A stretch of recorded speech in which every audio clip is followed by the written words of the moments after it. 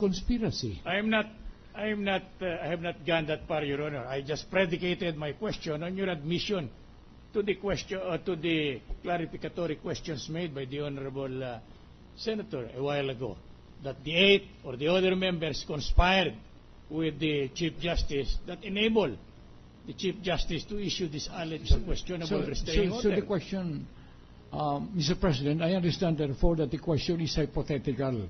In other words, Oh no, because there's no admission of submit, Your conspiracy Honor. here. Wait a minute. Question is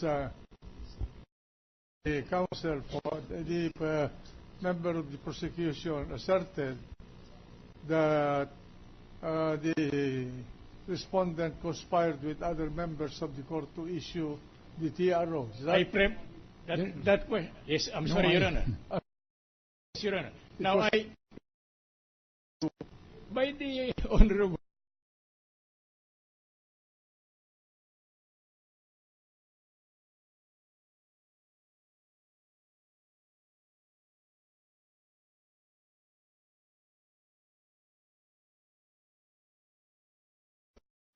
gentleman from Samar to find out whether he used the word conspired or conspiracy.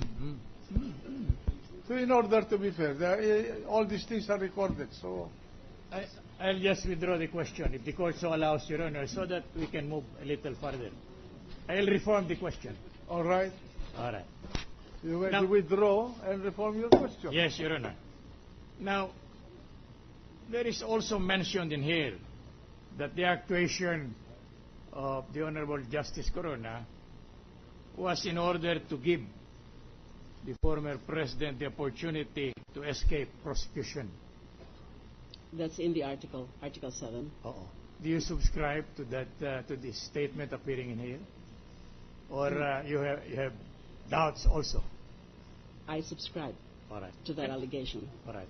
In other words, there is really the desire on the part of Justice Corona to allow the escape of the GMA. From my own appreciation of what happened, the developments, actions, what I read in the opinions, etc., yes. So this is not based on your personal opinion.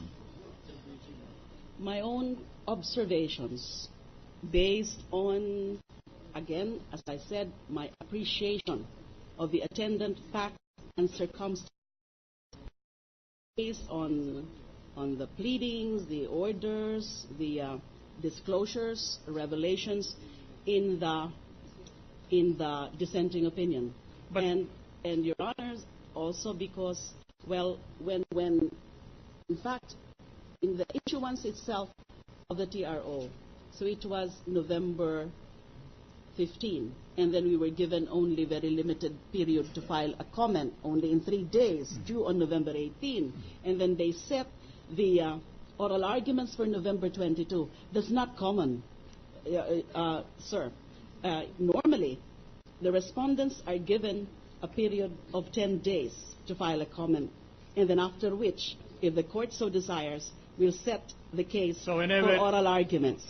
Now, very limited period, and then immediately oral arguments for November 22.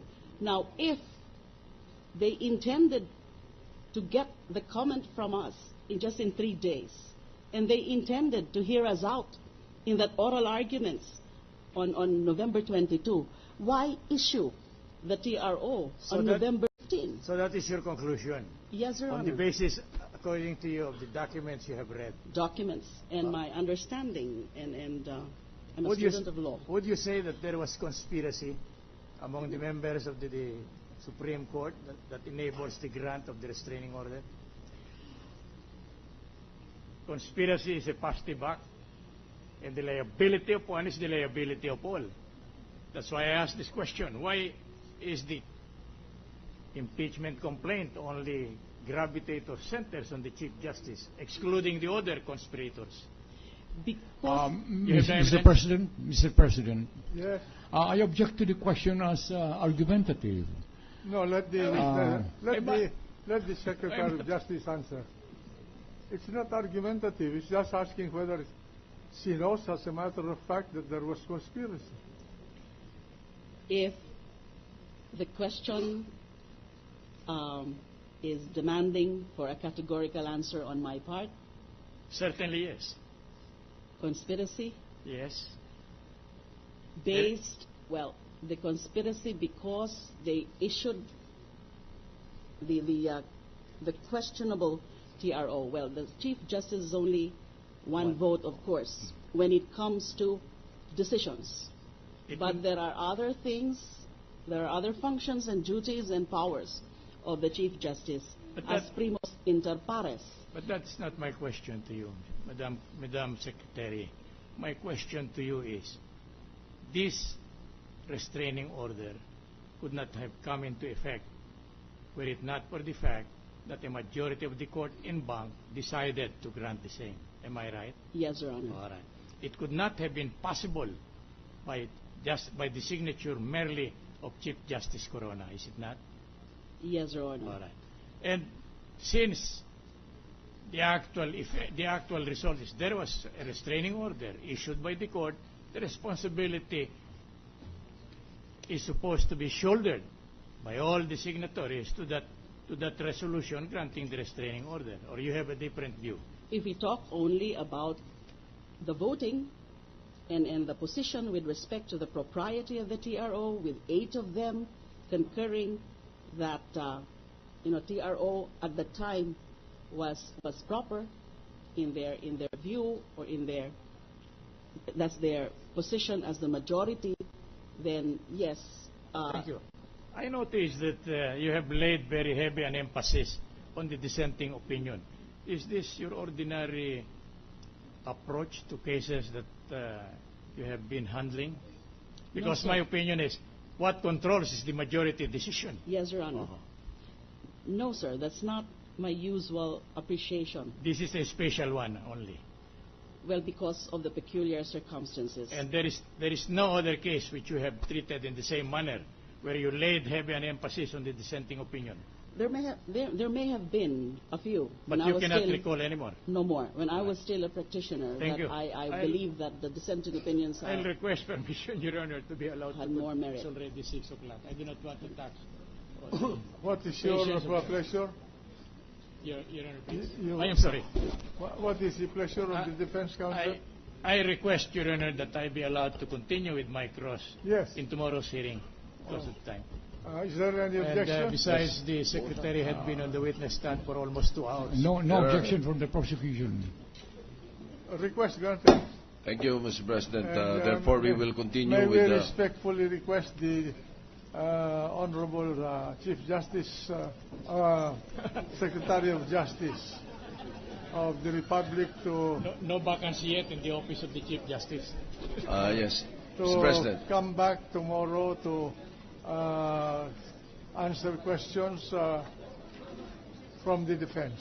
Yes, Mr. President, may I request that 2 witnesses that we subpoenaed and were here today be directed to appear again tomorrow? May we request, yes, all Mr.